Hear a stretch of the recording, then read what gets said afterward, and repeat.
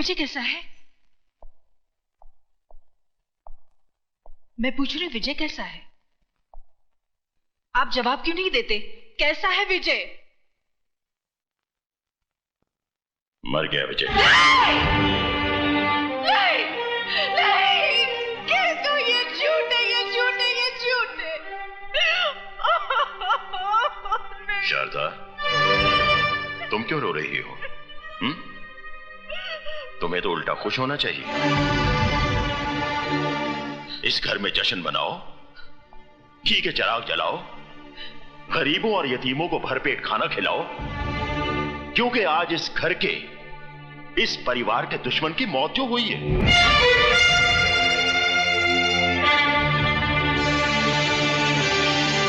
वो हमारा कोई रिश्तेदार तो था नहीं। हमारा सगा संबंधी होता तो हम उसके लिए आंसू बहाते, उसका मातम करते, लेकिन वो हमारा ही नहीं, इस दुनिया में किसी का कुछ नहीं था, ना किसी का दोस्त, ना किसी का भाई और ना ही किसी का बेटा। तो फिर ऐसे लावारिस के लिए आंसू क्यों बहाना? अरे उसके लिए तो उसकी मां ने आंसू नहीं बहाया होगा, तो फिर तुम क्यों रो रही हो? क्योंकि मैं ही उसकी मां हूं। इस कोख से मैंने ही उसे जन्म दिया है। हाँ, मैंने।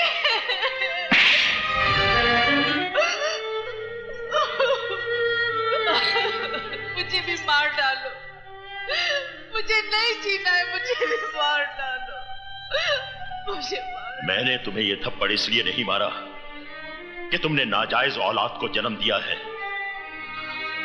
बल्कि इसलिए कि उसे जन्म देने के बाद तुमने उसे मां का प्यार नहीं दिया, उसे मां की ममता नहीं दी। इसमें मेरा कोई कसूर नहीं है। मेरे भाई ने मुझसे झूठ बोला था, कहा कि मुझे मरा हुआ बच्चा पैदा हुआ। कुछ दिन पहले ही मुझे पता चला विजय मेरा ही बेटा है, मेरा ही बेटा है। और जब पता चल ही गया था तो फिर तुमने उसे अपनाया क्यों नहीं? मैं डरती थी कहीं ये समाज आपकी इज्जत। समाज, इज्जत, इंसान की जान से बढ़कर है ये समाज और इज्जत। बाप के खून और मां के दूध से ज्यादा कीमती है क्या ये समाज और इज्जत? तुम्हें मुझसे आकर कहना चाहिए था कि विजय तुम्हारी नाजायज औलाद नहीं, बल्कि तुम्हारे प्यार की निशानी है।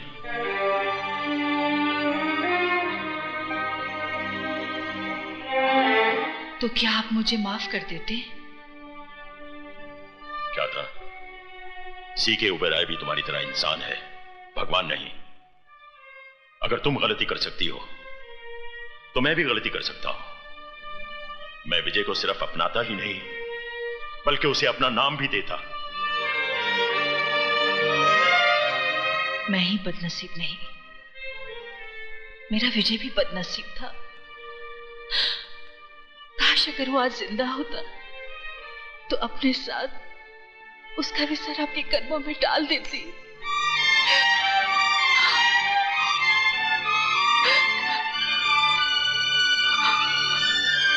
तुम्हारा विजय जिंदा है शारदा। क्या? मेरा बेटा जिंदा है? तो फिर आपने मुझसे झूठ? मैंने तुमसे झूठ इसलिए बोला था ताकि तुम्हारी सोई हुई ममता को जगा सकूं। ये राज तो मैं शुरू से ही जानता था।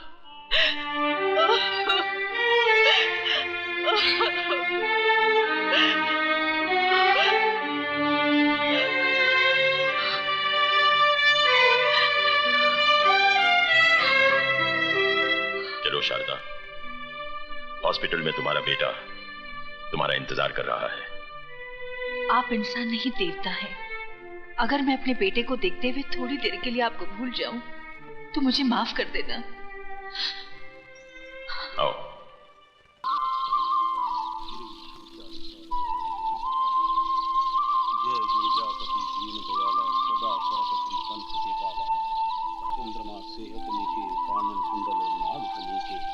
नमस्तस्यै नमस्तस्यै नमस्तस्यै नमो। बच्चा, और यहाँ पाप, महापाप। हे प्रभु, आप भले ही खामोश रहें, लेकिन मैं खामोश नहीं रहने वाला हूं।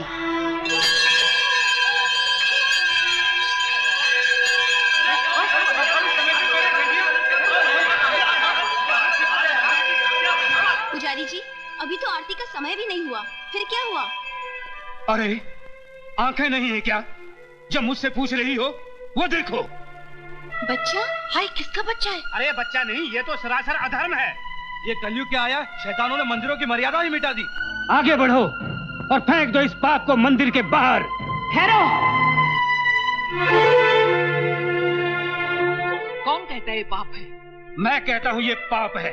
पुजारी जी, पाप का जन्म पापी के बगैर नहीं होता। सजा देने का इतना ही शौक है तो उस पापी को जाकर ढूंढो जिसने इसे अपनी कोख में तो जगह दे दी मगर अपने आंचल में जगह न दे सकी।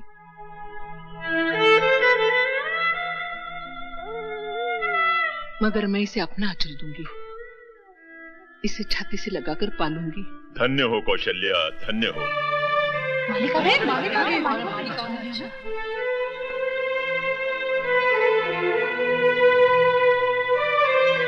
मालिक, आप? जब तक तुम जैसी औरतें इस धरती पर जिंदा हैं, कलयुग में भी सतयुग जिंदा रहेगा। लाओ कौशल्या बहन, इसे मुझे दे दो।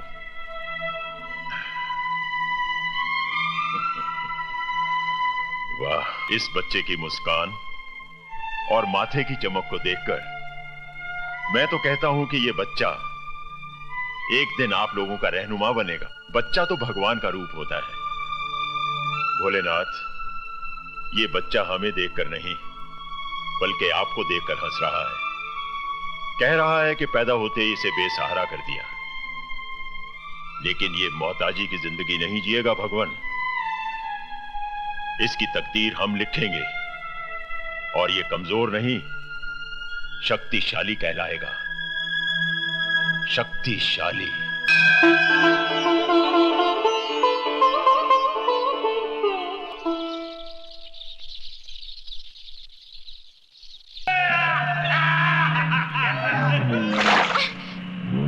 हलकट साला बेशरम।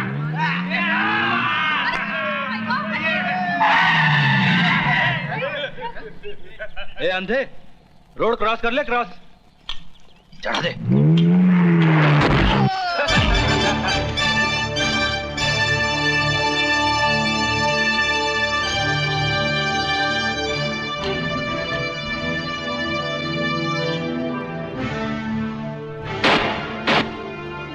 उठा इस गरीब की अमानत को, वरना इतना पीटूंगा तेरे घर वाले इससे भी ज्यादा गरीब हो जाएंगे। नहीं उठाऊंगा तो? नहीं उठाएगा तो मैं तुझे उठाऊंगा।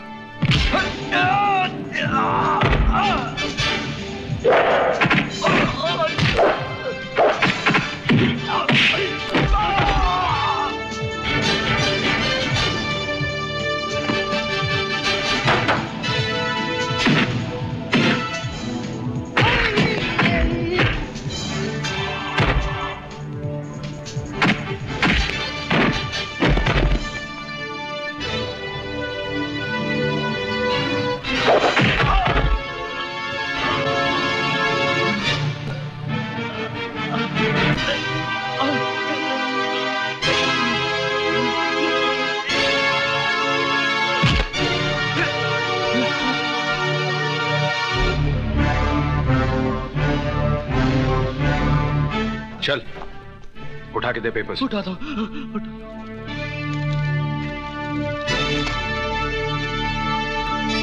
माफ करना भाई साहब।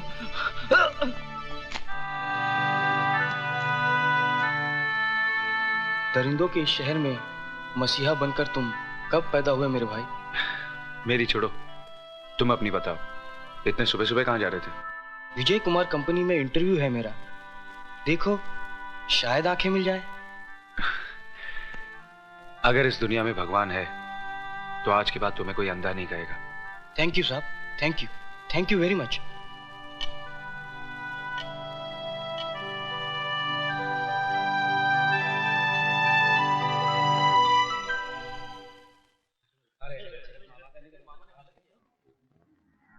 जेंटलमैन, जिस मेल कंस्ट्रक्शन के लिए आप सबने टेंडर भरे हैं, ये कॉन्ट्रैक्ट उसी कंपनी को मिलेगा जिसने सबसे कम प्राइस कोट की है, और उस कंपनी का नाम है विजय कंस्ट्रक्शन कंपनी। ये बेईमानी है। ये कॉन्ट्रैक्ट ओबेरॉय कंस्ट्रक्शन कंपनी को ही मिलना चाहिए। पिछले 10 साल से ये कॉन्ट्रैक्ट हमारी कंपनी को मिल रहा है। जरूर मिलता रहा होगा, क्योंकि आपकी कंपनी कम प्राइस कोट करती होगी, लेकिन इस बार विजय कंस्ट्रक्शन कंपनी ने आपसे 1 लाख कम कोट किया है, इसलिए उनका टेंडर पास हो गया।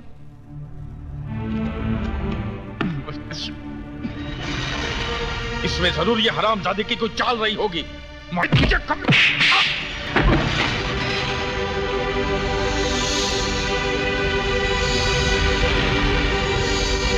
अगर तुम मेरे साले ना होते तो मैं तुम्हें जान से मार देता। अरे अपनी जिंदगी में एक मिट्टी का घरौंदा तक तो बना नहीं पाए और मुकाबला करने चले हो विजय से, जिसने अपनी मेहनत और ईमानदारी से तरक्की की बुलंदियों को छुआ है। Keep it up, my son. Thank you sir. आओ बेटे, चलो मेरे साथ।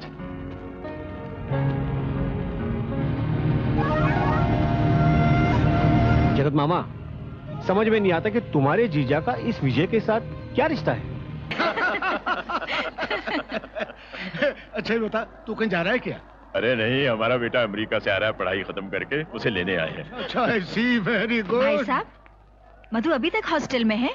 जी नहीं, वापस आ गई है। उसी के साथ तो मैं यहाँ आया हूँ। कहाँ जा रहे हैं आप लोग? मैं नहीं जा रहा हूँ भाभी, मधु जा रही है। अच्छा। डांस कंपटीशन में हिस्सा लेने। Dance competition? जी हाँ। अरे बेटे Madhu. Yes daddy. Come here. I just get back.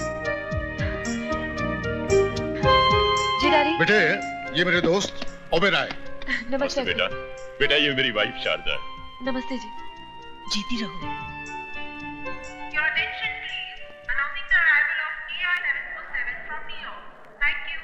लो, राजा की फ्लाइट आ चुकी है। हाँ हाँ।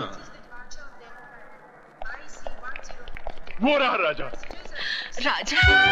हाय mom. Hi dad. Hi. Hey mom, I missed you so much. I missed you. बहुत अच्छा लग रहा है ना?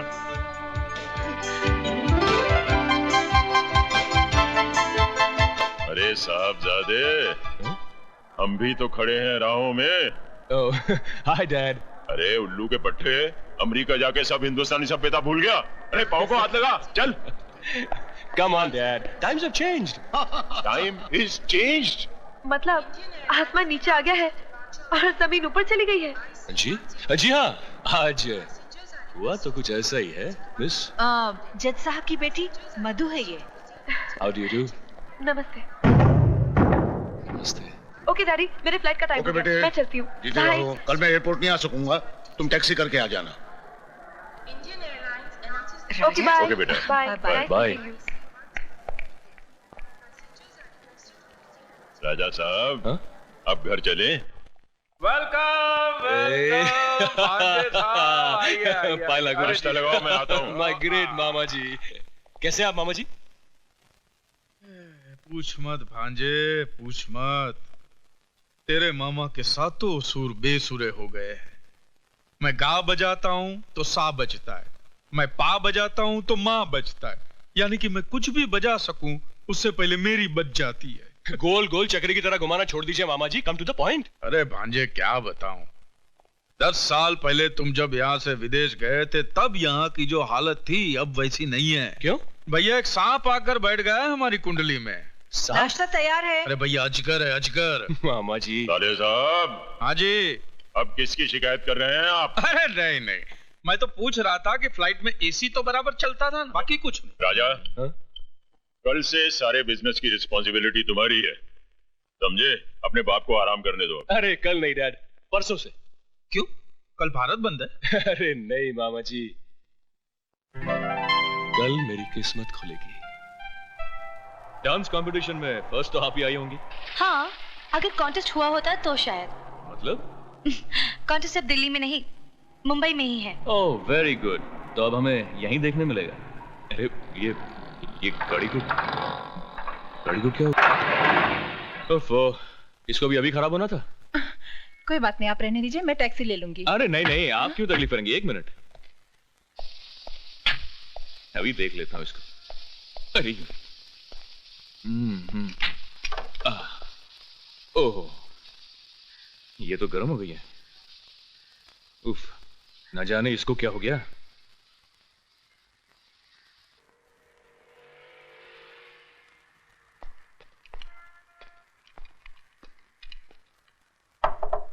मैकेनिक, ए मैकेनिक, अरे हमारी गाड़ी में से धुआं निकल रहा है।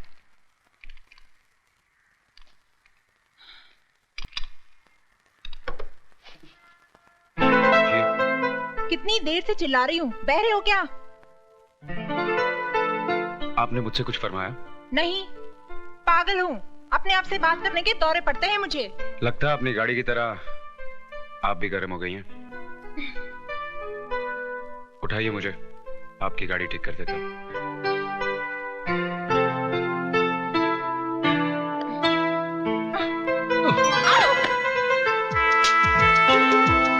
मैंने सोचा था कि आप मुझे उठा लेंगी, लेकिन आप तो खुद गिर गई। मैं उनमें से नहीं हूँ जो गिर के संभलना नहीं जानते। संभलना जानती हैं तो संभालना भी जानती होंगी। संभालना जानती तो हूँ, मगर अपनों को, गैरों को नहीं। कभी कभी गैर भी अपने बन जाते हैं। क्या? कुछ नहीं, चलो आपकी गाड़ी ठीक कर दूं।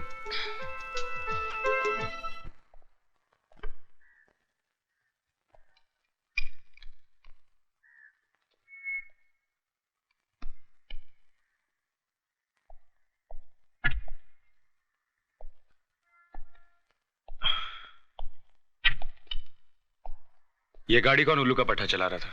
What do you mean? घोड़ी की लगाम खींच के रखोगे तो वो रुक जाएगी। क्या मतलब है? गाड़ी की हैंड ब्रेक खींच के रखोगे तो धुआं नहीं तो क्या पानी निकलेगा। Oh shit.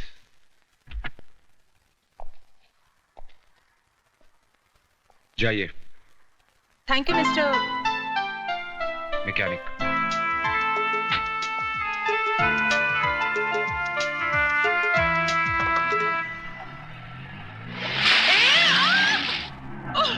साला उल्लू का पठा, चढ़ियो मोक कुत्तो बिलो, अरे झूलेलाल करे तेरा टायर पंचर हो जावे। मधु, अरे किधर गई मधु? अरे ओ मधु, अरे मुझे बचा ले नहीं तो मैं मर जाएगी। मधु, क्या हुआ अन्नू, क्या बात है? अरे ये तेरी हालत किसने बनाई? अरे बाहर की हालत को छोड़ प्यारी, अंदर की हालत को समझ। अच्छा चल आराम से बैठ जा पहले और पूरी कहानी बता सारी। चल देख, मेरा बॉस बोलता है कि इंटरव्यू लेकर आओ। अरे 3 महीने से गोल गोल उसके पीछे फिरती है, लेकिन सब बेकार। अरे वो गेंडा व्यू में नहीं आता है तो इंटरव्यू में कैसे आएगा? और अगर परसों तक मैंने इंटरव्यू नहीं लिया तो मेरी नौकरी खलास और मैं भी खलास। कोई फिल्म स्टार है क्या? अरे नहीं बाबा, एक चढ़िया इंडस्ट्रियलिस्ट है। क्या नाम है उसका? विजय कुमार। विजय कुमार। आपने हम जर्नलिस्ट को समझ के क्या रखा है? पिछले 6 महीने से मैं आपके घर और ऑफिस के चक्कर काट रही हूँ और आप है जो एक इंटरव्यू के लिए थोड़ा वक्त भी नहीं दे सकते। क्या समझते हैं आप अपने आप को? मैं वो नहीं हूँ जो आप समझ रही हैं। मैं ठीक समझ रही हूँ। जानती हूँ आज भी आप मुझे टालने के लिए एक नया बहाना बना रहे हैं, मगर मैं भी तय करके आई हूँ कि आज आपका इंटरव्यू लिए बगैर मैं नहीं जाऊंगी। बोलिए। देखिए, मैं देखने नहीं, पूछने और सुनने के लिए आई हूँ। पहले ये बताइए कि आपने अपने बिजनेस की शुरुआत कब, कैसे और किन हालातों में की? क्या अभी भी इस उम्र में आपका वही जोश, वही उमंग है? उम्र 50 को पार कर चुकी है, मगर दिल अभी भी जवान है। सीने में प्यार का तूफान है, माशाल्लाह। वैसे तो आप भी जवान हैं। Shut up! मैं यहाँ इंटरव्यू लेने आई हूँ, तुम्हारी घटिया और गंदी शायरी सुनने नहीं आई। शर्म आनी चाहिए तुम्हें। शर्म तो बहुत आती है, लेकिन जब कोई जवान लड़की सामने आ जाती है तो अपने आप चली जाती है। ए मिस्टर, सॉरी, आप बिजनेस के बारे में पूछ रही थी तो मैं आपको बता देता। मैं घाटे का सौदा कभी नहीं करता। 1 नंबर का मुनाफाखोर हूँ। आई मीन लेन देन के मामले में एकदम साफ है। इस तरफ से लेता हूँ तो उस तरफ से दे भी देता हूँ। जैसे बस कीजिए, मैं सब समझ गई। तो फिर छोड़ दीजिए ना 2 टके की नौकरी और ज्वाइन कर लीजिए हमारी कंपनी। मैं तुम्हें अपनी पर्सनल सेक्रेटरी बना दूंगा और तनख्वाह भी डबल कर दूंगा। मैं बहुत अच्छा आदमी हूँ। वैसे क्या ख्याल है मेरे बारे में? 1 नंबर के लुच्चे लफंगे आदमी हो तुम। मैं तुम्हें और तुम्हारी नियतों को जान चुकी हूँ। अब तुम इंतजार करो हमारे इश्यू का, जिसमें तुम्हारे काले कारनामों की दास्तान छपेगी। Good bye. नहीं, अरे अरे सुनिए। ओह माय गॉड, क्या समझता अपने आप को, एक्सपोज कर दूंगी मैं उसे। सॉरी। ओह, तो आप इस घटिया सेठ के यहाँ काम करते हैं, ड्राइवर होंगे शायद। अरे ऐसा गिरा हुआ जलील इंसान है आपका मालिक विजय। क्या समझता है पैसे के दम पे अपनी सारी बुराइयां छुपा लेगा। लेकिन मैंने भी ठान ली है, अगर पूरी दुनिया के सामने उसे नंगा नहीं किया ना, मेरा नाम मधु नहीं। ऐसा इंटरव्यू छापूंगी कमीने का कि कहीं मुंह छुपाने लायक नहीं रहेगा। देखिए। अरे मत कहिए देखिए देखिए, आपका मालिक भी यही कहता है, देखिए देखिए। लगता है आपको भी उस कमीने का असर पड़ गया है। आपको भी दिखाने की काफी आदत पड़ गई है लगता है। देखिए। देखो, तुम्हारी भलाई इसी में है कि तुम इस शैतान सेठ विजय की नौकरी छोड़ दो, फौरन छोड़ दो, समझे?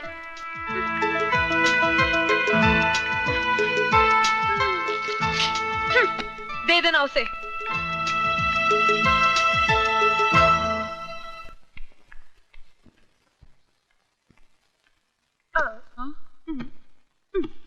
क्या हुआ यार, वो विजय ने इंटरव्यू नहीं दिया? अरे इंटरव्यू तो उसका बाप भी देता। अरे ये क्या बोलती है चढ़ी। हाँ यार, और जो कुछ तुझे जानना है वो सब इस टेप रिकॉर्डर में रिकॉर्डेड है।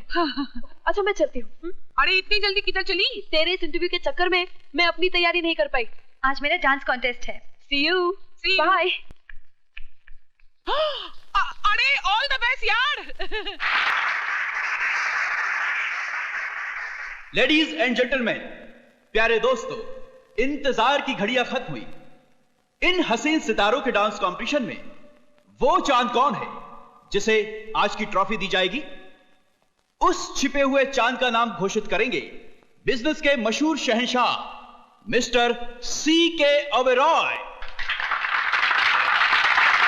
मैं ओबेरॉय जी से रिक्वेस्ट करूंगा कि मेहरबानी कर स्टेज पर तशरीफ लाएं।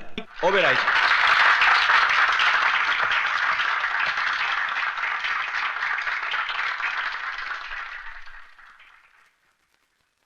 लेडीज एंड जेंटलमैन, मैं ऑल इंडिया यूथ फेस्टिवल के अध्यक्ष रघुनाथ शर्मा जी का धन्यवाद करता हूं, जो उन्होंने मुझे यहां बुलाकर इज्जत बख्शी है।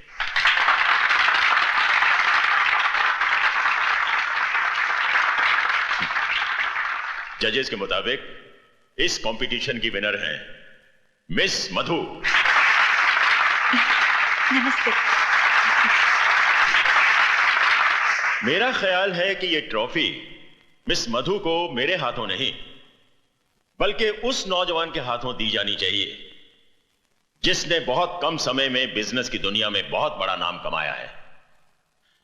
वो नौजवान इस वक्त मेरी आंखों के सामने है और उस नौजवान का नाम है mister Vijay Kumar. Mister Vijay Kumar, stage पर आइए।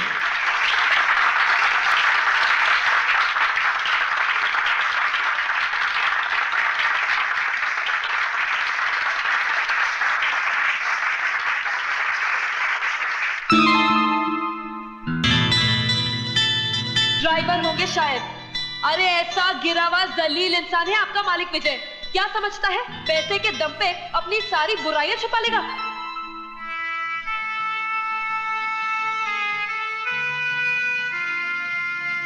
विजय, 25 बरस पहले अगर यह मौका मुझे मिला होता तो मैं 1 मिनट भी नहीं सोचता।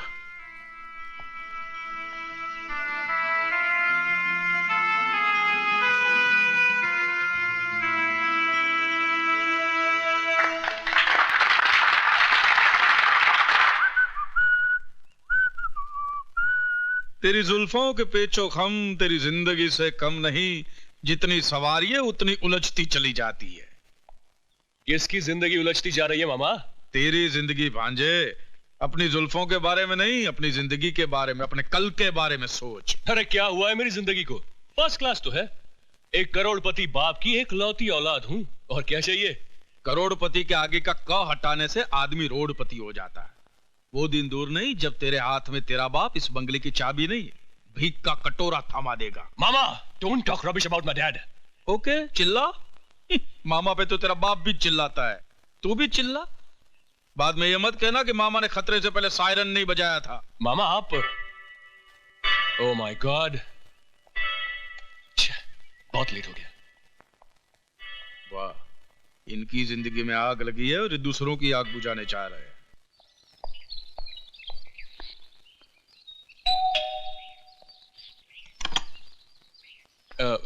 मधु जी? अरे नहीं नहीं, मैं मधु नहीं हूँ, मैं तो अनु हूँ, अनीता। अनीता पोड़मल धोड़मल झपटमल घिसवानी, मधु की फास्ट फ्रेंड। अरे तुम बाहर क्यों खड़ा है साईं? अंदर आओ ना। अच्छा अच्छा अच्छा अच्छा अच्छा अच्छा। अरे बैठो ना बाबा। क्या लेगा? रगड़ा, पैटीज, पकोड़ा, पापड़? No thanks. अच्छा ठंडे में क्या लेगा? Orange, Limca, Gold Spot, ice cream, tutti frutti? जी नहीं, कुछ नहीं, शुक्रिया। कुछ नहीं?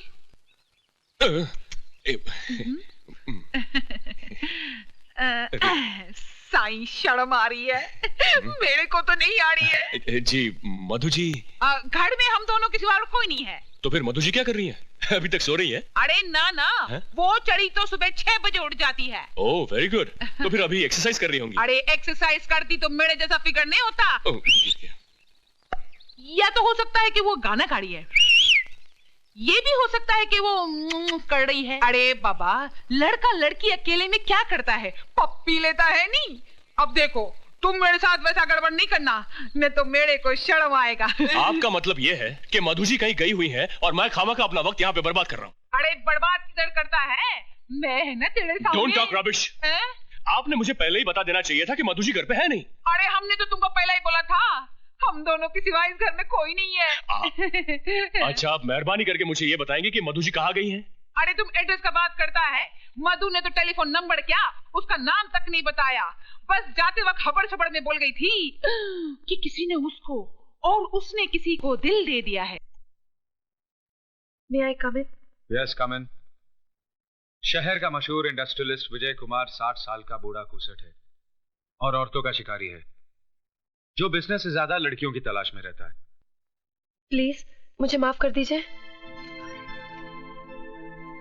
माफ कर दूं? मुझे तो आपका शुक्रिया अदा करना चाहिए। शुक्रिया? और मेरा? आपने तो वो कमाल किया है जो मैं सोच भी नहीं सकता था। रातों रात आपने मुझे टॉक ऑफ द टाउन बना दिया। वाह मधु जी, वाह। देखिए प्लीज, मैं बहुत शर्मिंदा हूँ। मैं आपकी तारीफ किए जा रहा हूँ और आप शर्मिंदगी महसूस कर रही हैं। मुझसे भूल हो गई। अब आप जैसा बदला लेना चाहे ले लीजिए।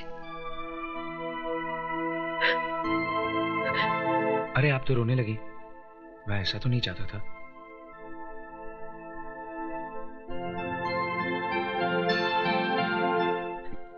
ये मेरे लिए अनमोल मोती है, इन्हें यूज आया ना कीजिए। आप ही ने तो मुझे रुलाया था।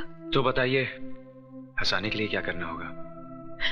जो कुछ हुआ उसे भूल जाइए।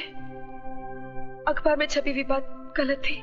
सभी कुछ तो गलत नहीं था, कुछ बातें सच भी थी। वो क्या? वो ये कि विजय कुमार बिजनेस से ज्यादा लड़कियों की तलाश में रहता है। लड़कियों की तो नहीं, हाँ एक लड़की की तलाश में जरूर है, जो बिल्कुल मेरे ख्वाबों ख्यालों जैसी हो। इस हादसे ने मेरी इस चाहत को मेरे सामने लाकर खड़ा कर दिया है। आपके सामने तो मैं हूं। क्या आप मेरी चाहत नहीं हो सकती? आपका मतलब मैं? यूं समझिए कि तेरे दिल ने चुपके से मेरा दिल चुरा लिया।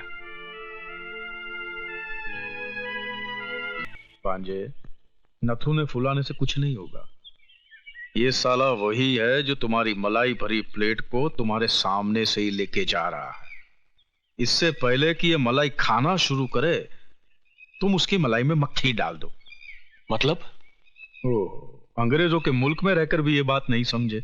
Divide and rule.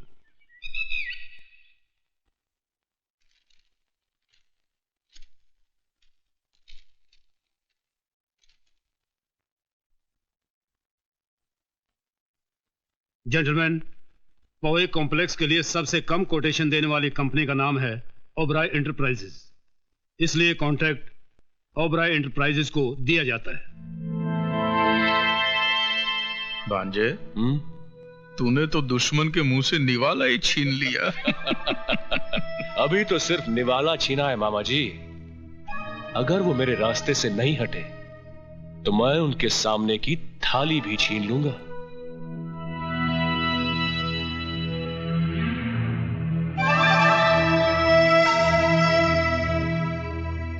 पहली जीत मुबारक हो मिस्टर राजा। साथ ही एक नसीहत भी सुन लीजिए। जीत की खुशी जाहिर करना अच्छी बात है, लेकिन मगरूर होना मुनासिब नहीं।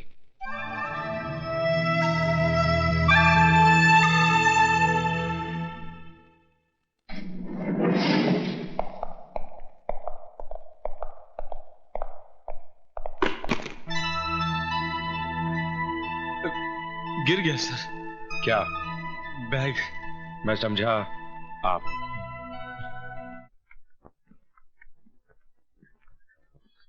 अरे ऐसे क्या देख रही हो? भारत सरकार के असली नोट है। ये रुपए क्या विजय बाबू ने दिए हैं? अरे छोड़ो विजय बाबू को, वो क्या इतने रुपए देंगे? ये तो राजा बाबू हैं, जिन्होंने कांच के ढेर में से मुझ जैसे हीरे को पहचान लिया और मेरी कीमत लगा दी। कीमत नहीं लगाई उन्होंने, बल्कि कुत्ते के सामने रोटी फेंकी है। लक्ष्मी चीखो मत। ये पकड़ो, इधर आओ। ये देखो। ये सब किसने दिया? विजय बाबू ने। विजय बाबू ने? हाँ, और कहा है कि सीमा की शादी में किसी तरह की कोई कमी नहीं होनी चाहिए। हे भगवान, ये मैंने क्या कर डाला? खुदगर्जी में अंधे होकर तुमने सिर्फ अपना ईमान ही नहीं बेचा, बल्कि विजय बाबू जैसे देवता के साथ विश्वासघात भी किया है। नहीं। तुम मक्कार हो, पापी हो, तुम पापी हो, तुम मक्कार हो।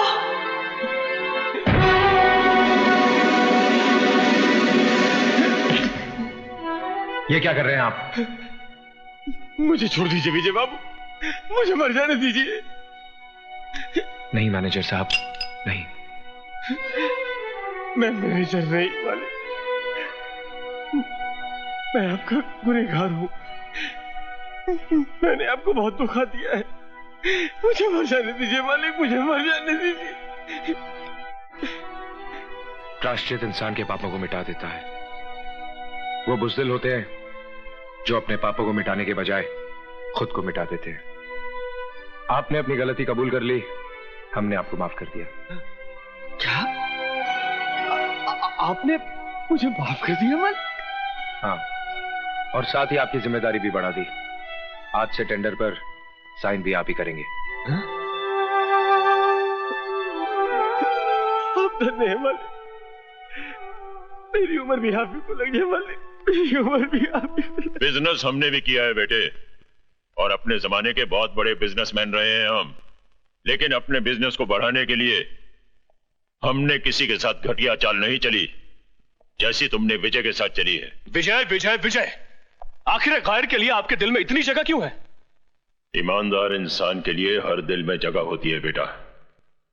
अगर तुम भी विजय की तरह कामयाबी हासिल करना चाहते हो तो जाओ और ईमानदारी के साथ सारे टेंडर्स विजय के नाम ट्रांसफर कर दो और उससे अपनी की हुई गलती की माफी मांगो। वो तुम्हें जरूर मुआफ कर देगा। पास कीजिए डैड, इसी तरह से उस दिन फंक्शन में आपने उसे आगे कर दिया था, और आज आप मुझसे कह रहे हैं कि मेरा करोड़ों का टेंडर मैं उसके नाम कर दूं। Why dad why? आखिर क्या लगता है वो आपका? आप चुप क्यों हैं? बताइए ना डैड, क्या लगता है वो आपका? राजा, होश में आओ।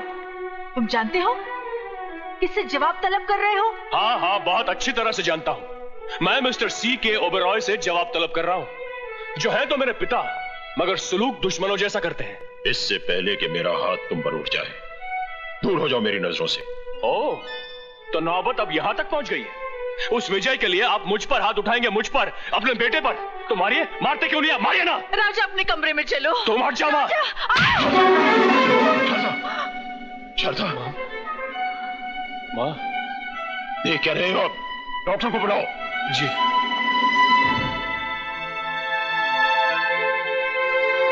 डॉक्टर, कैसी है शारदा की हालत? ब्लड प्रेशर थोड़ा लो हो गया है, घबराने की कोई बात नहीं, जरा आराम की जरूरत है।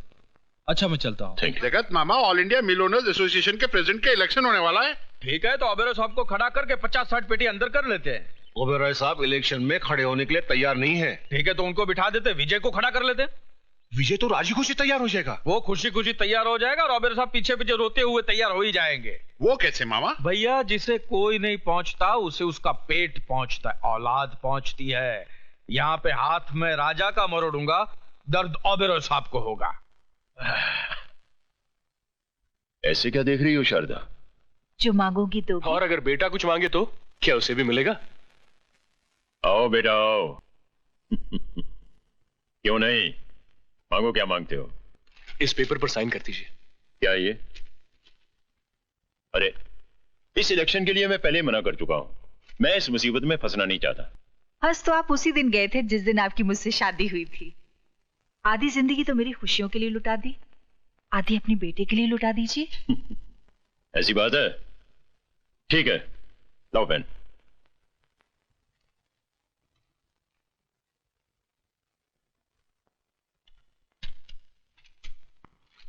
ओह dad you are great, thank you mom. मामा जी ये देखिए। सारी खुशियां हमारी झोली में डाल दी, अपने लिए कुछ भी नहीं रखा।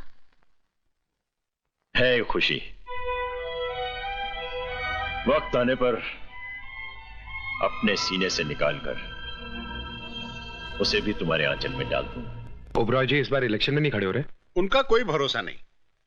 बीवी की बीमारी में इतना उलझ गए हैं कि हमारे मसलों को क्या सुलझाएंगे। अब डूबती नैया को बचाना सिर्फ आपके हाथ में है। हमें बचा लीजिए सरकार। ठीक है, बैठिए, लाइए फॉर्म दीजिए। फॉर्म लो।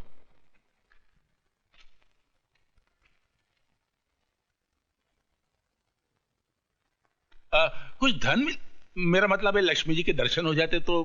मैनेजर साहब इनको 50 लाख। 60 लाख दे दीजिए। जी आइए मेरे साथ। बहुत बहुत शुक्रिया विजय बाबू। क्या बात है विजय? कुछ नहीं। तुम कुछ छुपा रहे हो? अरे भाई कुछ नहीं। खाओ मेरी कसम। इतनी छोटी सी बात के लिए कसम क्या खानी? छोटी सी बात? कौन सी छोटी सी बात? अब तुम ही बताओ। बचपन से मौसी ने मुझे पाल पोस के बड़ा किया है। हाँ। तो मैं उसे ही अपनी माँ समझूंगा ना? समझूंगा कि नहीं? करेक्ट। वो कहे हाँ तो हाँ। करेक्ट। और वो कहे ना तो ना। Very correct. क्या करेक्ट किए जा रही हो? श्रवण कुमार बनने के चक्कर में जिंदगी ऐसे ही सूख के करेला बन जाएगी। लेकिन हुआ क्या? होना क्या है? सुबह सुबह उठा, नहाया धोया। क्या किया? नहाया धोया। फिर पूजा के लिए बैठा। क्या किया? पूजा के लिए बैठा। फिर मैंने अपनी आंखें बंद कर ली। जैसे ही आंखें बंद की, मौसी का चेहरा उभर आया। मौसी बिस्तर पे लेटी आखिरी सांसें ले रही थी। मैंने कहा मौसी मौसी। मौसी ने मुझे अपने पास बुलाया और कहा एक वादा कर। क्या कर? वादा कर। तो मैंने वादा कर दिया। क्या कर दिया? वादा कर दिया। अब पूछो कैसा वादा? कैसा वादा? शादी का। किससे? न्यायमूर्ति की बेटी से। तो फिर मेरे साथ क्या कर रहे हो? भुट्टा खा रहा हूं। तो जाओ जाकर उसी की भट्टी में भुनकर खाओ। किसकी? वो ही न्याय अन्यायमूर्ति की बेटी की। अरे भाई न्यायमूर्ति हिंदी में जज को कहते हैं।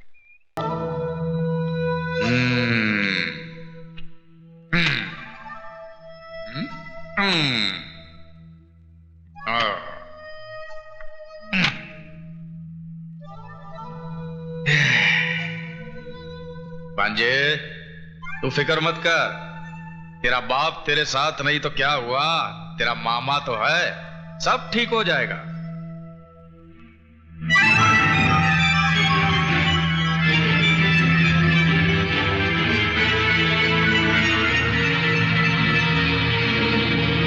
क्या खाक ठीक होगा मामा? ये तस्वीरें नहीं देख रहे आप? देख भी रहा हूं और समझ भी रहा हूं भांजे। भांजे दुनिया में सिर्फ 3 ही मामा खतरनाक साबित हुए हैं। एक कंस मामा, दूसरा शकुनी मामा और तीसरा ये जगत मामा। अब भांजे तू मामा की चाल देख कि कैसे ये तस्वीर के साथ साथ रिश्ते के भी टुकड़े होते हैं। जज साहब आज तो आप कमाल पे कमाल किए जा रहे हैं। आज आपका हर स्ट्रोक ऐसा गजब का पड़ रहा है कि सारे बॉलों को उड़ाते फिर भी आपका बॉल सीधा पॉकेट में जा रहा है। अरे सक्सेना साहब, अमरनाथ जी सिर्फ खेल में ही नहीं, सोसाइटी में भी ऐसे ऐसे स्ट्रोक्स लगाते हैं कि बड़ी बड़ी हस्तियां इनके पॉकेट में रहने लगी है। अच्छा, ऐसी कौन सी बड़ी हस्ती है, जरा हमें भी तो पता चले। मामा जी शायद ओबेरॉय साहब और अपने भांजे राजा की ओर इशारा कर रहे हैं, जिनके साथ जज साहब की बेटी का रिश्ता तय हुआ है। ओ कपूर, क्या तुम जज साहब को अपने स्टैंडर्ड का समझते हो? हैं? अरे भाई, इनका दिमाग हमारे दिमाग से 100 साल आगे है। इनकी बेटी की शादी मेरे भांजे राजा के साथ नहीं, विजय कुमार के साथ तय हुई है। विजय कुमार? माना विजय कुमार शहर का बहुत ही बड़ा बिजनेसमैन है, पर कोई इज्जतदार आदमी विजय कुमार को अपना दामाद कैसे कबूल कर सकता है? अरे इबादत मियां, अब काहे छिलके उतारने के फेर में हो? जानते नहीं पैसे में बड़ी ताकत होती है, वो बड़े से बड़ा दाग धो देती है। और फिर जज साहब ने भी तो कुछ सोच समझ कर ही फैसला किया होगा। भाई, मैं तो अपनी बेटी का हाथ किसी कंगाल के भी हाथ में देने को तैयार हो जाऊंगा, मगर किसी ऐसे हरामी के हाथ में नहीं, जिसके नाम माँ बाप का पता हो न जात पात।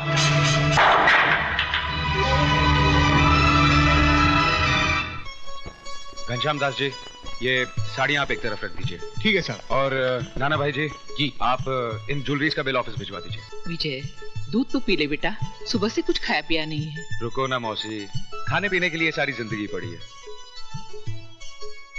ये हार हटा दीजिए, ये इतना भारी है कि मेरी मधु की गर्दन लचक जाएगी।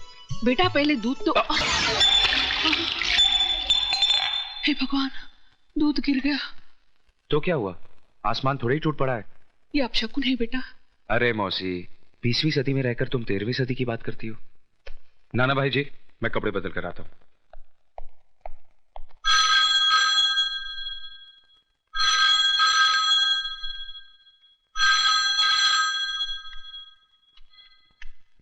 हेलो, मैं जज अमरनाथ बोल रहा हूं। बोलिए जज साहब, मैं विजय की मौसी बोल रही हूँ। शगुन का सामान तो वापस मिल गया होगा। वापस? मैं समझी नहीं। मैंने ये रिश्ता तोड़ दिया है। लेकिन क्यों? मैं मानता हूं कि बेटी पराई अमानत होती है, लेकिन इतनी भी पराई नहीं कि उसे किसी भी खूंटे से बांध दिया जाए। ये आप क्या कह रहे हैं? मेरी कुछ समझ में नहीं आ रहा है। मैं एक नाजायज औलाद को जायज दामाद नहीं बनाना चाहता, जिसके न धर्म का पता है न जात का। उसे मैं अपनी बेटी का सुहाग नहीं बनाना चाहता।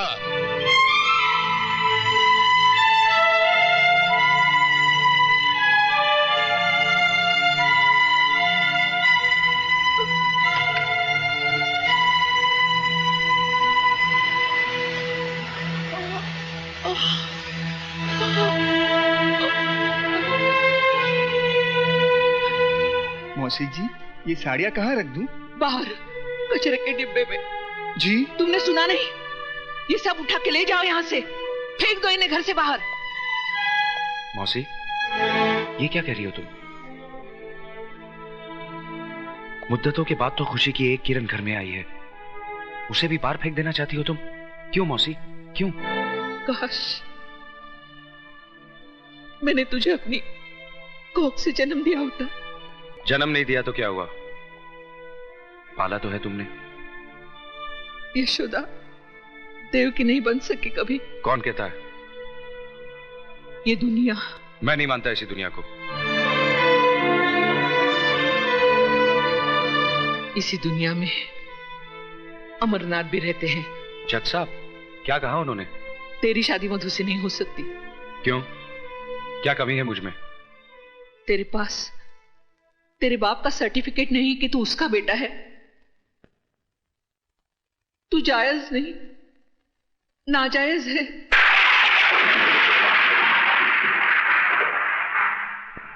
तू हरामी है।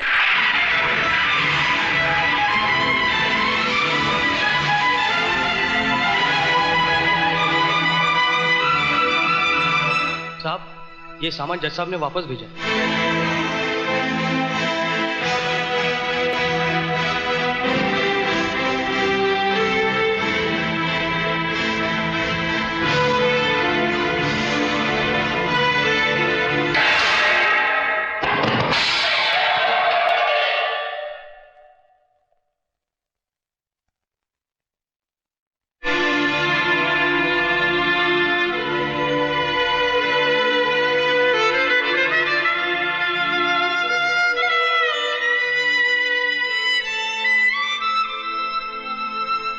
क्या सोच रहा है?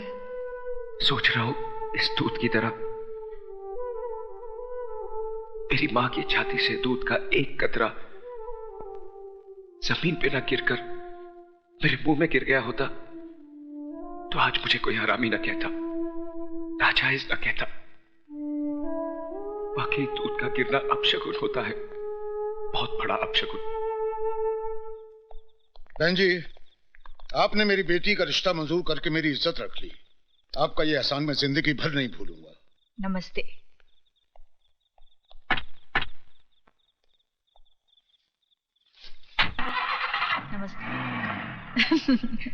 चल चुप हो जा, तेरे पापा को फोन करती हूँ। I love you. चल, लो ये आ गए। मैं आप ही को फोन करने जा रही थी। क्यों, कोई खुशखबरी है क्या? सुनोगे तो खुशी से नाचने लगोगे। अरे वाह, तो लो हम पहले से ही नाच लेते हैं। सुनो ना, जज साहब आए थे, अपनी बेटी का रिश्ता हमारे राजा के साथ तय कर गए।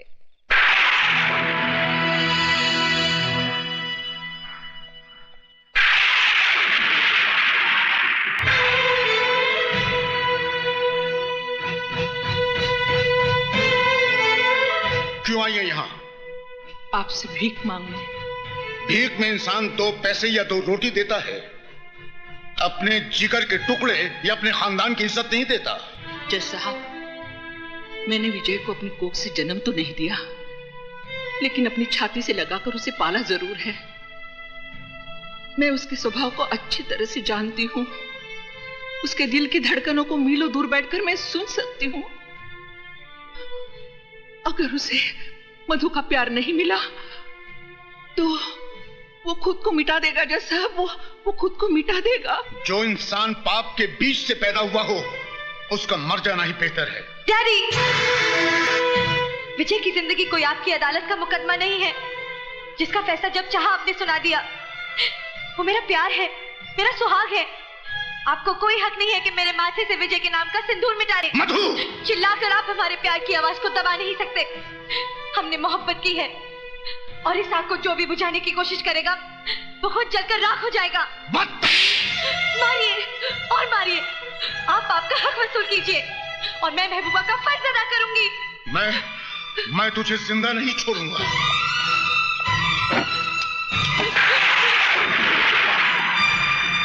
रुक क्यों गए जज साहब? चलाइए गोली। मेरी जिंदगी तो मेरे बेटे के काम नहीं आई, शायद मेरी मौत ही उसके लिए वरदान बन जाए। Get out from here! जा रही हूं जज साहब, लेकिन एक बात याद रखिए, इन मोटी मोटी किताबों से आदमी इंसान नहीं बन पाता। इंसान बनने के लिए उसे दुनिया की भट्टी में तपना पड़ता है।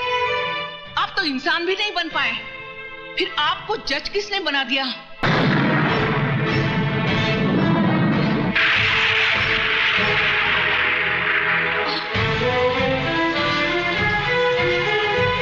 क्या हुआ मौसी? कुछ नहीं, घर ले चल मुझे।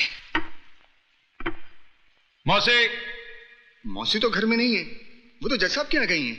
जज साहब क्या? जी हाँ। साहब मौसी। क्या हुआ मौसी को? मौसी बाहर गाड़ी में साहब। बाहर गाड़ी में? जी।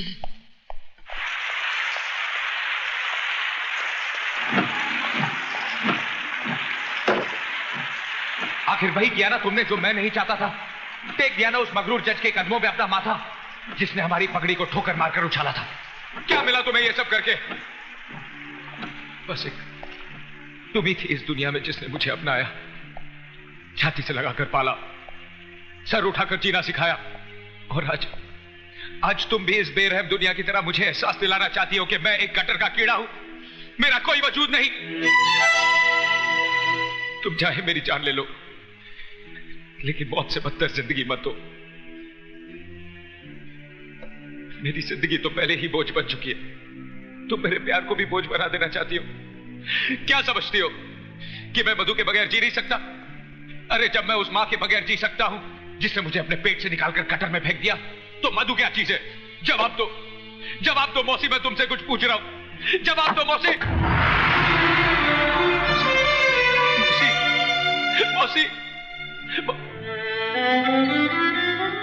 देख और रो मेरे मुकद्दर पर, मेरी किस्मत लिखते वक्त तेरे हाथ नहीं कांपे। सब कुछ तो छीन लिया था तूने मेरा, इस आखिरी सहारे को भी छीन लिया। तू भगवान नहीं, एक मामूली इंसान बनकर रह गया है, मामूली इंसान।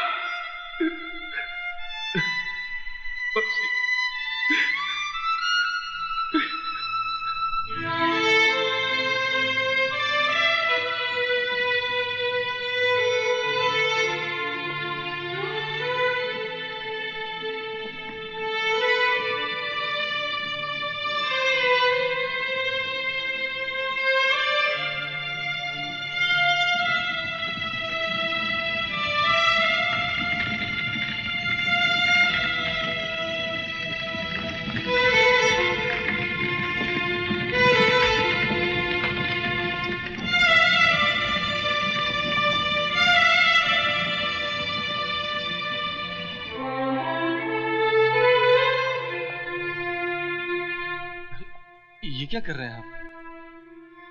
बस कीजिए साहब। जो तूफान आपकी जिंदगी में आ गया है, उसकी वजह से आप अपने आप को क्यों मिटा देना चाहते हैं? जिए तो किसके लिए? जिस मां ने जन्म दिया वही छोड़कर चली गई। एक मां मिली जिसने अपने आंचल में सारी दुनिया की नजरों से मुझे छुपा लिया। तुम्हारे भगवान ने उसे भी मुझसे छीन लिया। कोई नहीं बचा जिससे मैं प्यार कर सकूं या कोई मुझसे प्यार कर सके। क्यों? मधु जी आपसे प्यार नहीं करती क्या? उसका नाम मेरे नाम के साथ मत जोड़िए, वरना जज साहब के काले कोट पर सफेद धब्बा लग जाएगा।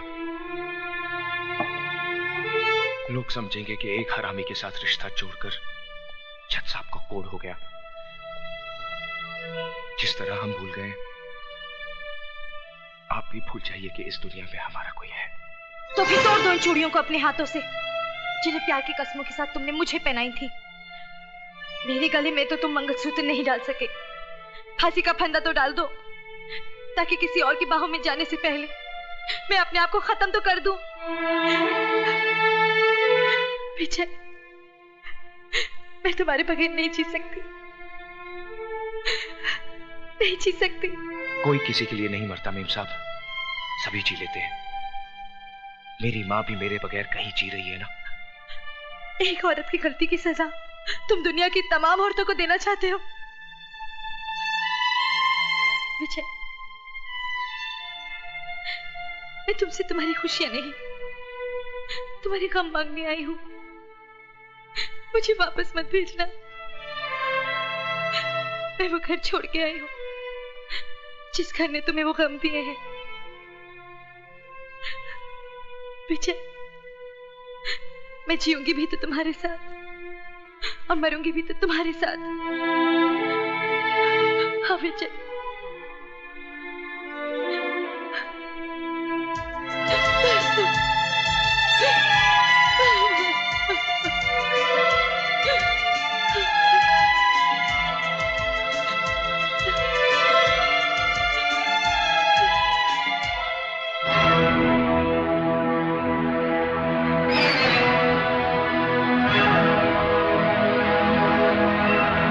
तुम अपने आप चलकर मेरे पास आती हो, या मैं इस हरामी की लाश पर चलकर तुम्हारे पास आऊं? इस हरामी की लाश पर चलकर तुम्हारे पास आऊं?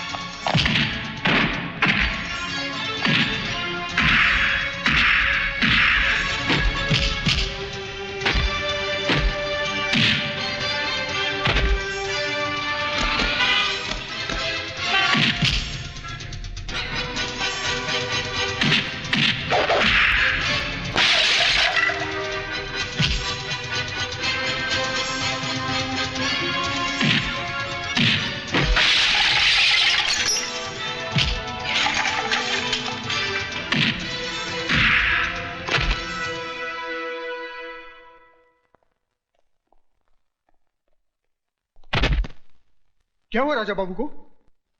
ये होश में आए तो इसे कह देना कि मैंने इसकी जिंदगी को मौत का लिबास इसलिए नहीं पहनाया क्योंकि इस घर में रहने वाले के बहुत से एहसान है मुझ पर। दोबारा अगर इसने मेरे बीते हुए कल में झांकने की कोशिश की तो इसे आने वाला कल देखना नसीब नहीं होगा। राजा, मेरा बेटा राजा, राजा क्या हो गया इसे? ये कुछ बोल क्यों नहीं रहा है? राजा होश में आओ राजा, डॉक्टर को बुलाओ। राजा बोल बेटा बोल। देखिए विजय कुमार की हिम्मत, अब तो आपके खून से भी होली खेलने लगा है। नहीं, ऐसा नहीं हो सकता। इसमें जरूर राजा की कोई गलती होगी। विजय कुमार को मैं अच्छी तरह से जानता हूं। आप विजय को कितना जानते हैं आज मैं ये जानकर रहूंगी। मेरे बेटे के खून से बदबू आती है और उस कमीने के पसीने से महक आती है। आज इस बात का फैसला होकर रहेगा। एक बाप अपने बेटे के खून को बहता हुआ देख सकता है मगर मां नहीं। मैं डॉक्टर को फोन करता हूं।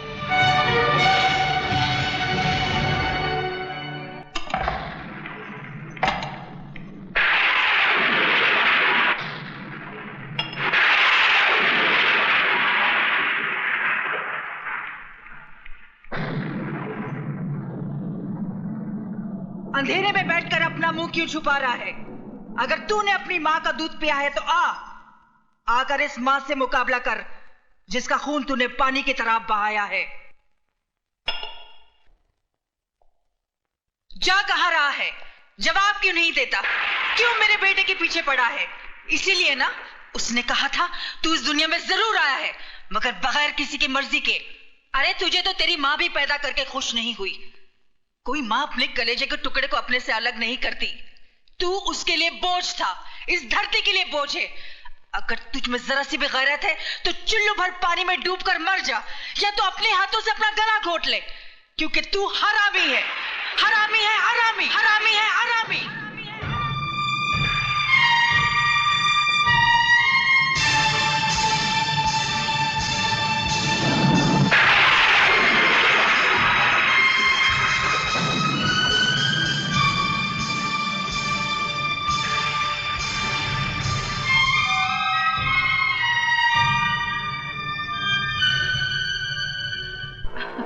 देखो देखो, तुमने मुझसे प्रॉमिस किया है तुम बाइक आस्ते चलाओगे। तुम्हें पता है मुझे बहुत डर लगता है। ओहो, बैठ जाओ। देव प्लीज, मुझे बहुत डर लग रहा है। प्लीज आस्ते चलाओ, मैं तुम्हारे हाथ जोड़ती हूँ। मेरी बात कभी नहीं सुनते हो। और तुम मेरी बिल्कुल बात नहीं सुनती हो। देखो सामने रोको, संभाल के चला।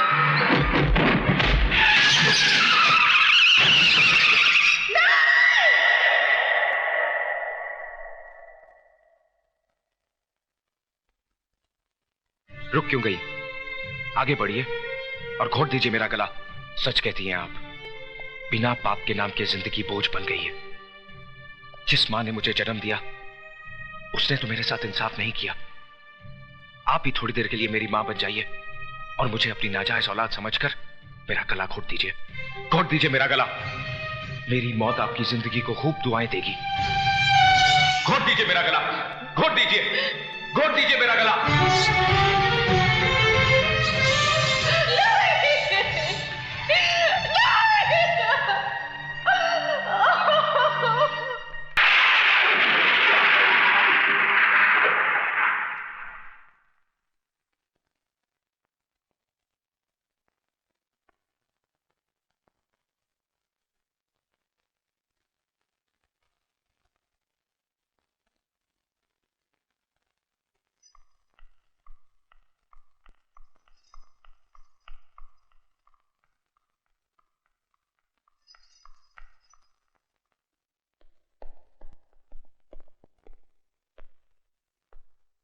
क्या बात है बहना, खाली हाथ वापस आ गई?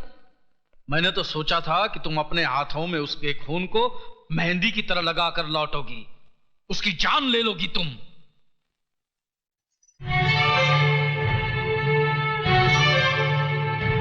20 साल से वो मरा हुआ ही था मेरे लिए। क्यों कहा था मुझसे कि मेरा बेटा मर गया?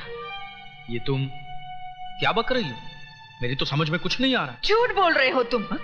उस दिन भी तुमने झूठ बोला था और आज भी तुम झूठ बोल रहे हो। बहन, मैं तुम्हारी सौगंध खाकर। तुम जैसे भाई में और एक कसाई में कोई फर्क नहीं है। अगर तुमने विजय की बाप की शक्ल देखी होती तो अपनी मनहूस शक्ल मुझे कभी नहीं दिखाते। ये देखो,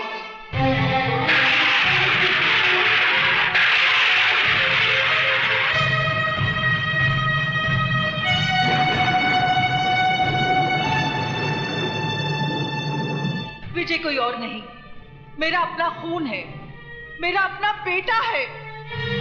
क्यों कहा मुझसे कि मेरा बेटा मर गया है? क्यों एक मां की छाती से उसकी औलाद को अलग किया? पाप तुमने किया, सजा मिली मुझे और मेरे बेटे को। 20 साल से वो अपनी मां की गोद के लिए तरस रहा है, अपने बाप को अंधेरों में ढूंढ रहा है।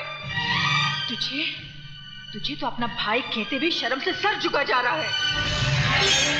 बहना प्यारी, अभी तो तुम्हारा सर सिर्फ शर्म से झुक रहा है, लेकिन जिस दिन ये हकीकत तुम्हारे पतिदेव और तुम्हारे बेटे को पता चल गई ना, उस दिन ये जमीन फट जाएगी और तुम्हें जमीन की कोख में अपने आप को छुपाना पड़ेगा। और बहना प्यारी, 20 साल पहले भी मैंने तुम्हारा भला ही सोचा था। अगर उस दिन मैंने तुमसे ये कहा ना होता तो ये दुनिया, ये समाज तुम्हारी नजरों के सामने तुम्हारी नाजायज औलाद को चीते जी मार देती।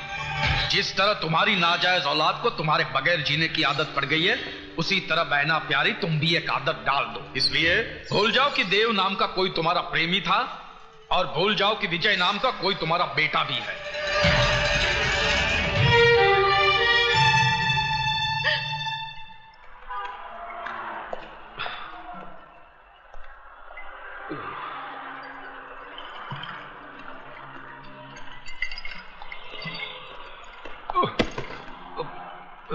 Sorry, excuse me. तू लाया ना मुझे इस दुनिया में? अच्छा किया, अच्छी है तेरी ये दुनिया, अच्छे अच्छे लोग हैं यहाँ पर। सीखे ओबरॉय जैसे देवता भी है यहाँ पर, मधु जैसी खूबसूरत हमसफर भी है। माँ नहीं, माँ को तो तूने मुझसे छीन लिया। क्यों छीन लिया मुझसे मेरी माँ को? क्यों छीन लिया? कोई तुझसे तेरी माँ को छीन ले तो कैसा लगेगा तुझे? तू भी खून के आंसू रोता जिस तरह मैं रोया। रोता ना अगर मुझे इस दुनिया में लाना ही था तो मां की कोख के साथ साथ मां का प्यार भी देता। मेरे माथे पे मेरे बाप का नाम तो लिखा होता। मेरे नाम क्या?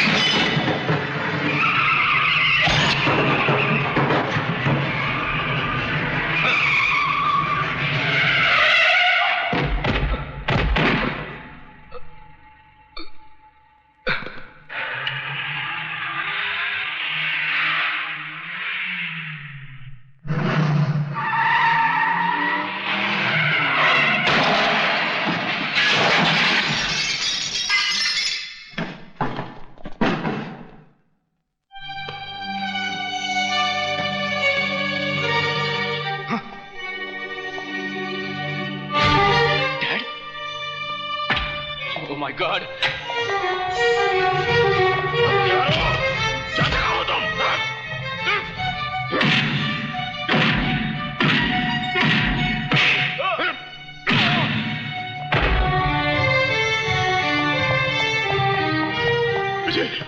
विजय क्या हुआ? विजय बेटा, बेटा, विजय क्या हुआ? उठो, उठो विजय।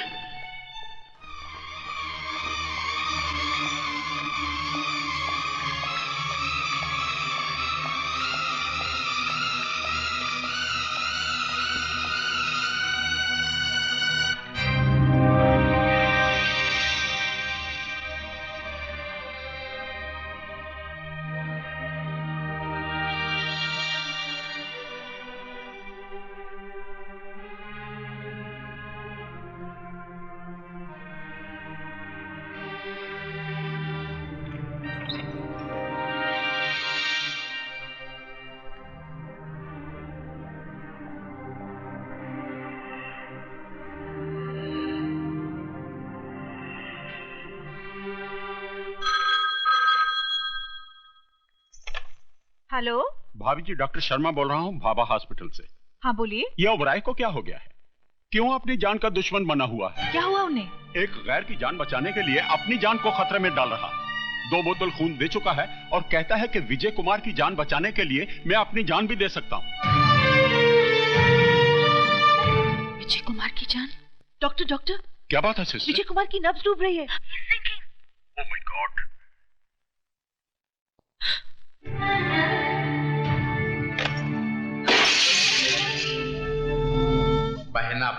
बहना प्यारी, अभी तो तुम्हारा सर सिर्फ शर्म से झुक रहा, लेकिन जिस दिन ये हकीकत तुम्हारे पतिदेव और तुम्हारे बेटे को पता चल गई ना, उस दिन ये जमीन फट जाएगी, और तुम्हें जमीन की कोख में अपने आप को छुपाना पड़ेगा।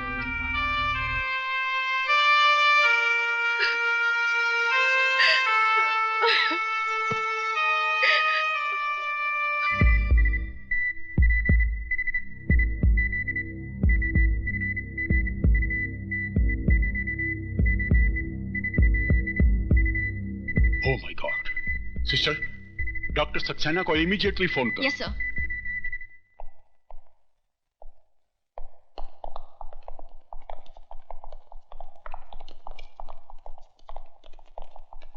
इंस्पेक्टर साहब, मैं आप ही का इंतजार कर रहा था। टेलीफोन पे आपने कहा कि मिस्टर विजय को उसकी हालत बहुत खराब है। आप मेरा स्टेटमेंट लेकर उन लोगों को अरेस्ट कीजिए। I am sorry mister Oberoi, statement तो मुझे विजय की लेनी पड़ेगी। लेकिन कैसे लेंगे आप उसका स्टेटमेंट? वो बेहोश पड़ा है, पता नहीं कब होश आएगा। अगर उसे कुछ हो गया तो क्या आप उसकी लाश का स्टेटमेंट देंगे? मैंने उन लोगों को देखा है। क्या आप उन लोगों को पहचान सकते हैं?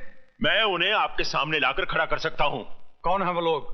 यूनियन लीडर संपत, मेरा साला जगत और राजा ओबेरॉय। राजा ओबेरॉय? वो तो आपका बेटा है। मेरा बेटा है तो क्या उसे खून करने का लाइसेंस मिल गया है? किसी की भी जान ले सकता है। आप उसे अरेस्ट कीजिए और उसके साथ वही सलूक कीजिए जो एक मुजरिम के साथ किया जाता है।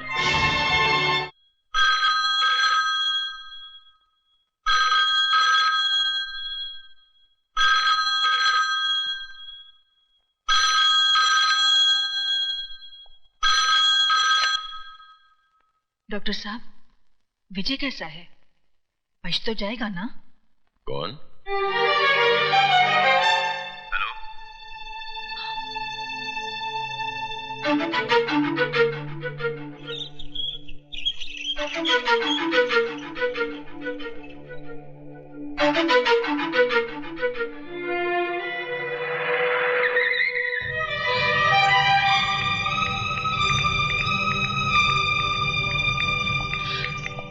विजय कैसा है? मैं पूछ रही हूं, विजय कैसा है? आप जवाब क्यों नहीं देते? कैसा है विजय? मर गया विजय। नहीं, नहीं, कह दो ये झूठ है, ये झूठ है, ये झूठ है। शारदा, तुम क्यों रो रही हो? तुम्हें तो उल्टा खुश होना चाहिए। इस घर में जश्न मनाओ, घी के चिराग जलाओ, गरीबों और यतीमों को भरपेट खाना खिलाओ, क्योंकि आज इस घर के, इस परिवार के दुश्मन की मौत जो हुई है,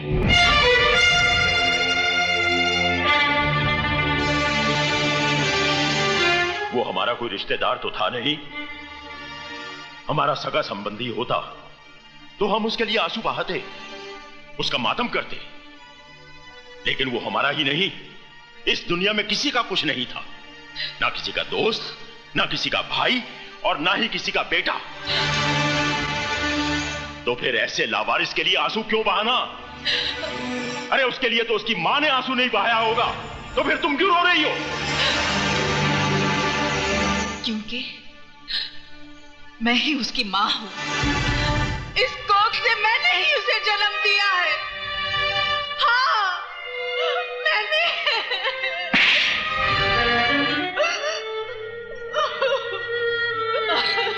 मुझे भी मार डालो, मुझे नहीं जीना है, मुझे भी मार डालो, मुझे मार। मैंने तुम्हें यह थप्पड़ इसलिए नहीं मारा कि तुमने नाजायज औलाद को जन्म दिया है, बल्कि इसलिए कि उसे जन्म देने के बाद तुमने उसे मां का प्यार नहीं दिया, उसे मां की ममता नहीं दी। इसमें मेरा कोई कसूर नहीं है। मेरे भाई ने मुझसे झूठ बोला था, कहा कि मुझे मरा हुआ बच्चा पैदा हुआ। कुछ दिन पहले ही मुझे पता चला विजय मेरा ही बेटा है,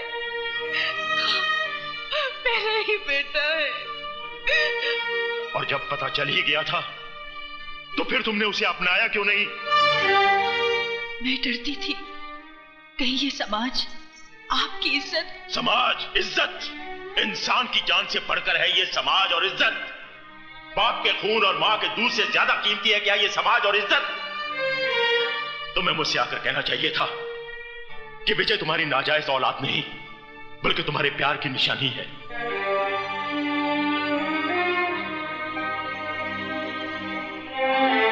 तो क्या आप मुझे माफ कर देते? क्या था? सीके उबेराय भी तुम्हारी तरह इंसान है, भगवान नहीं। अगर तुम गलती कर सकती हो तो मैं भी गलती कर सकता हूं। मैं विजय को सिर्फ अपनाता ही नहीं, बल्कि उसे अपना नाम भी देता। मैं ही बदनसीब नहीं, मेरा विजय भी बदनसीब था। काश अगर वो आज जिंदा होता तो अपने साथ उसका भी सर अपने कदमों में डाल देती।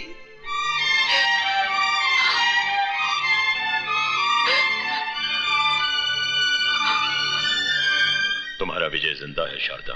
क्या? मेरा बेटा जिंदा है? तो फिर आपने मुझसे झूठ? मैंने तुमसे झूठ इसलिए बोला था ताकि तुम्हारी सोई हुई ममता को जगा सकूं। ये राज तो मैं शुरू से ही जानता था।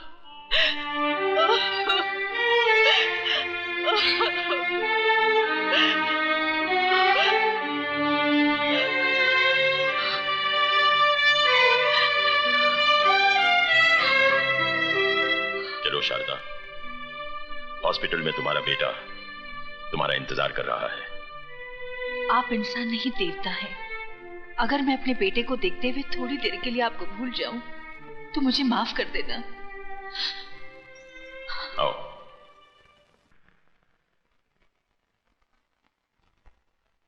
ये है विजय का कमरा, जाओ। आप मेरे साथ नहीं चलेंगे? मैं चाहता हूं कि तुम अपने बेटे के साथ अकेले में मिलो। मैं डॉक्टर के पास होकर आता हूं।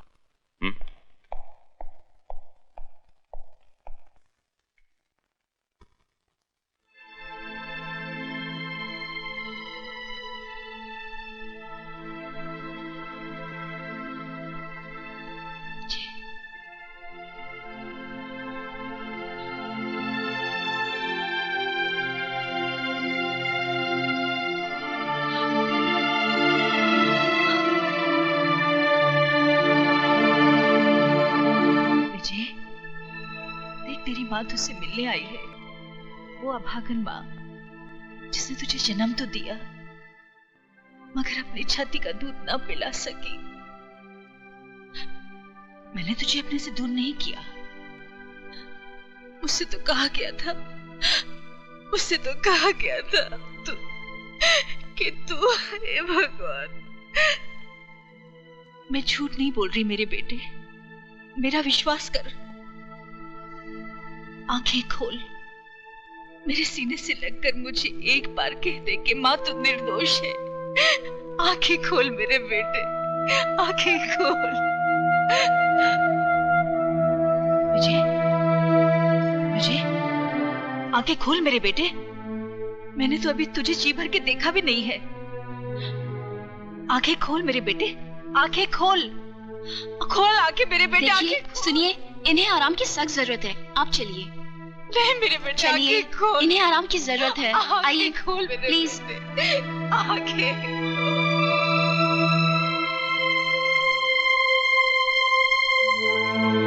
विजय, देख तेरी माँ तुझसे मिलने आई है। वो अभागन माँ जिसने तुझे जन्म तो दिया मगर अपनी छाती का दूध ना पिला सकी। मैंने तुझे अपने से दूर नहीं किया। मुझसे तो कहा गया था, मुझसे तो कहा गया था।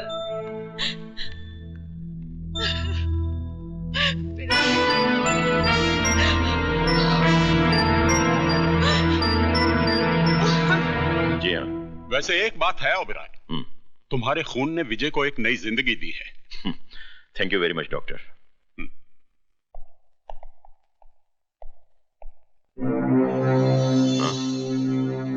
कहाँ गई शारदा?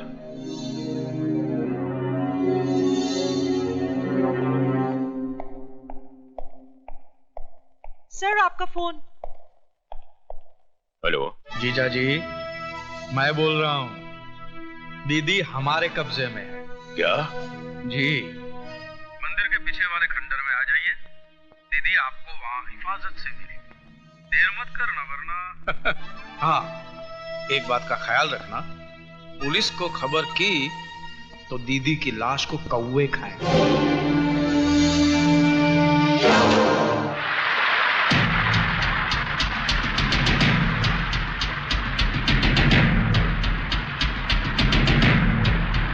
दीदी तेरा मियाँ दीवाना, हाय राम लाएगा मेरा दाना, हाय राम लाएगा मेरा दाना।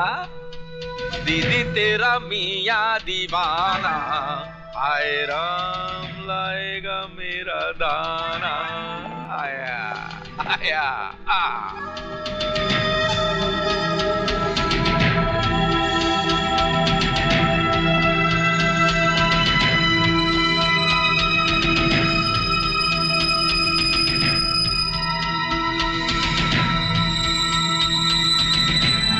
चलो चलो।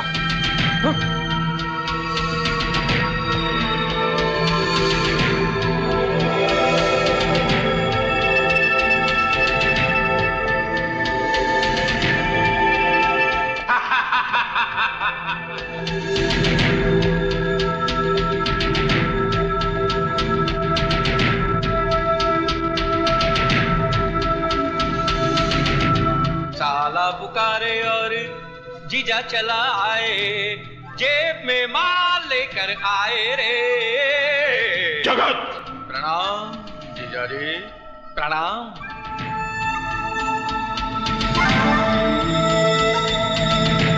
साले की इस नादानी को माफ कर दीजिए। अरे भैया देख क्या रहे हो, इनकी तलाशी लो, कहीं बॉडी पे बम बम बांध के तो नहीं है। क्यों? देखो देखो देखो, कोट के अंदर क्या है, पैंट के नीचे क्या है, देख देख देख देख देख। इसके पास तो कुछ भी नहीं है। कुछ भी नहीं है तो यहाँ क्या आलू छिलने आए हो? हरामजादे, मैं तेरी जान ले लूंगा।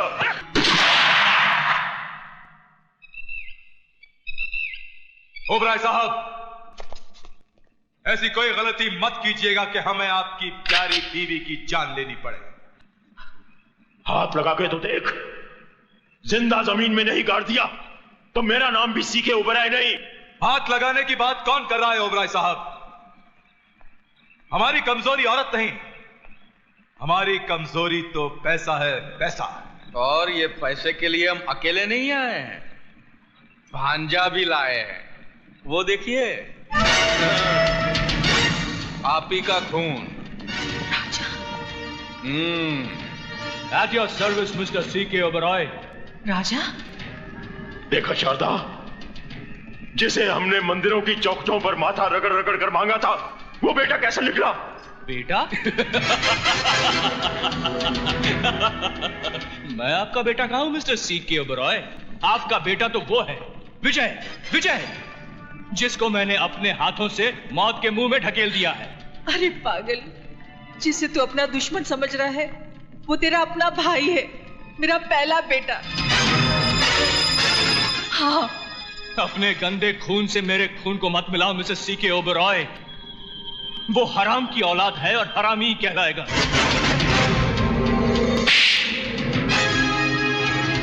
खबरदार, जो विजय के खिलाफ एक लफ्ज भी कहा तो बोल, तुझे क्या चाहिए? बोल। जीजा जी, भांजा मेरा अभी बच्चा है, इस खेल में थोड़ा कच्चा है, इसलिए ये बॉफोर्स की गन डील मैं करूंगा। बंदूक तो आप लाए नहीं होंगे, लेकिन पेन तो लाए हैं ना। आपको इस कागज पे हस्ताक्षर करने हैं। क्या लिखोगे इस कागज पर? इसमें हम लिखेंगे कि आप आपकी जिंदगी की पूरी कमाई राजा ओबेरॉय के नाम कर रहे हैं, आपकी मर्जी से, और बाद में आप दोनों तीर्थ यात्रा पर जा रहे हैं हमारी मर्जी से। कीजिए। तीर्थ यात्रा पर जाऊंगा, पर पहले तुझे शमशान घाट पहुंचाकर। ओबरॉय, साइन कर दो या फिर इसकी खोपड़ी उड़ा दूं। जल्दी करो मिस्टर C.K. ओबरॉय, कहीं ऐसा ना हो कि एक बेटे के हाथ अपने माँ बाप मर जाएं। कीजिए। माँ बाप को तो उसी दिन मर जाना चाहिए था जिस दिन तेरे जैसा कपूत पैदा हुआ था।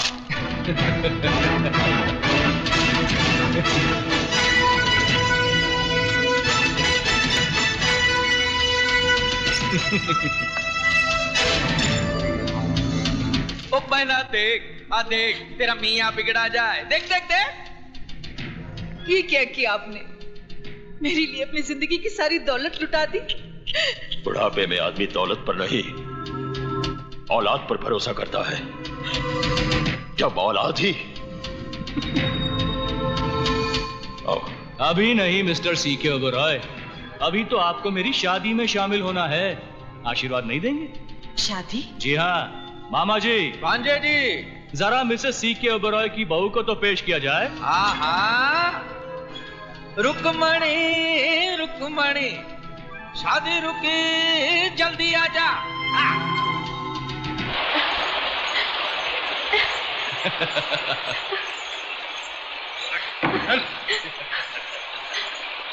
मधु, आंटी, प्लीज मुझे बचा लीजिए। देख, तुझे दौलत चाहिए थी, वो मैंने तुझे दे दी। मधु विजय की अमानत है, इसे छोड़ दे। मैं नए जमाने का सैंपल हूं मिस्टर C.K. ओबरॉय। जो चीज प्यार से नहीं मिलती उसे छीन लेता हूं। तू चीज बड़ी है मस्त मस्त, तू चीज बड़ी है सख्त सख्त। और मैं पुराने जमाने का सैंपल हूं, जबान के लिए सर कटा सकता हूं। ओबरॉय साहब, आगे आगे क्या होता है चुपचाप देखते रहिए। जिस मांग में तुम विजय के नाम का सिंदूर भरना चाहती थी, आज उसी मांग में मैं अपने नाम का सिंदूर भरूंगा। नहीं, नहीं। तू लक्ष्मण है मेरे बेटे। अगर सीता की तरफ आंख उठाकर भी देखा तो आग में जलकर राख हो जाएगा। क्या माँ? माँ!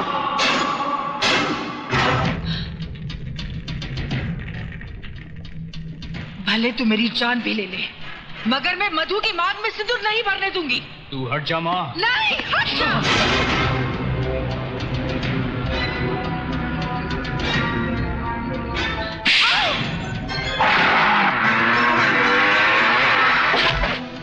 इसकी मांग में सिंदूर भरने से कौन रोकेगा मुझे?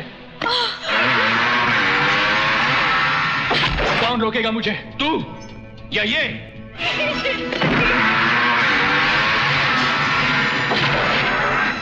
नहीं, नहीं, राजा नहीं।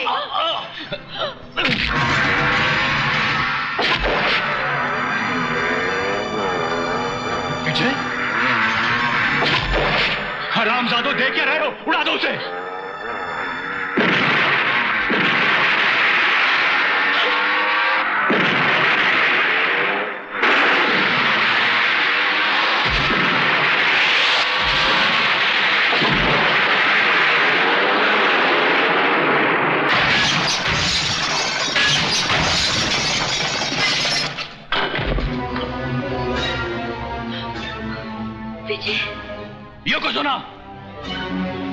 मारो साले को।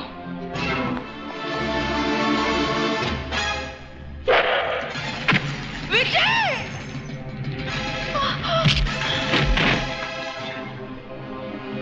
बेटे,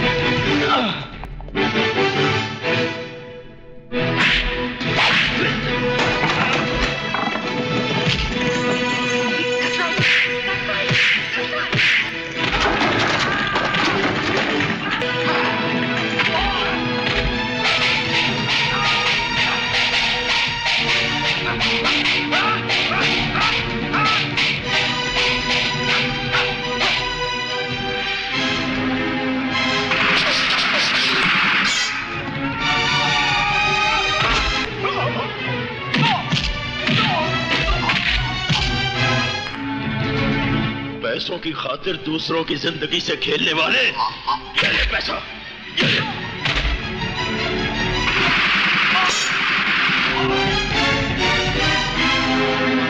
कौन? आप ही का है।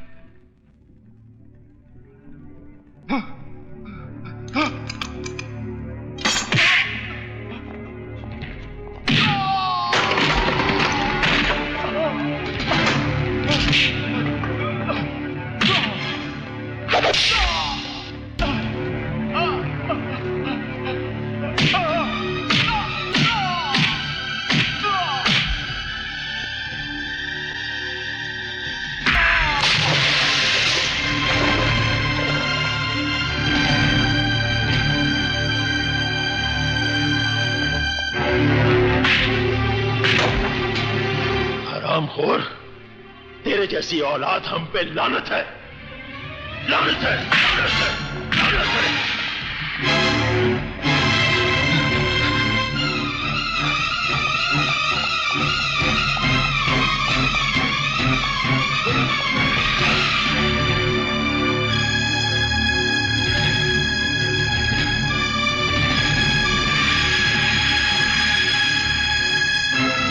सामने से हट जाइए डैड, सामने से हट जाइए, वरना गोली मारेगा मुझे? मार, मार गोली। रुक जाइए डैड।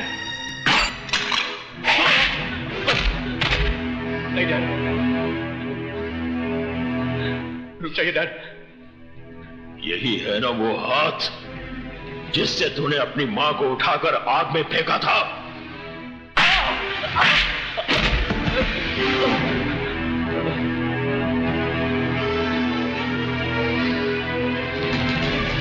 यही है ना वो लात जो तूने अपनी मां की कोख पर मारी थी? वो कोख जिसने तुझे जन्म दिया था।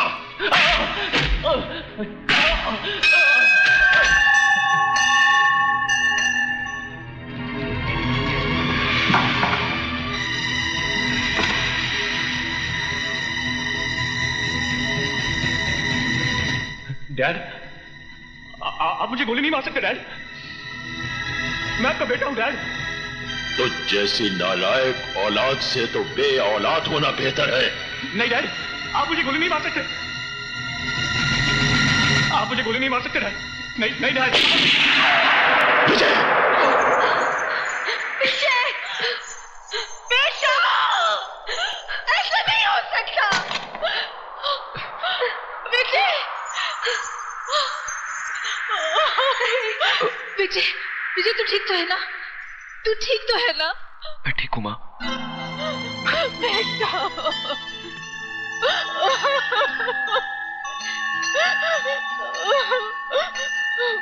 विजय, सुना आपने? इसने मुझे माँ कहा। रो मत शारदा, आज के बाद ये तुझे हमेशा माँ ही कहेगा। क्यों बेटा? मेरा बेटा। राजा,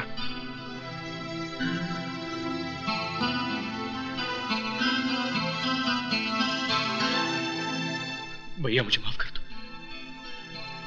भाई की जगह पैरों में नहीं दिल में होती है। भैया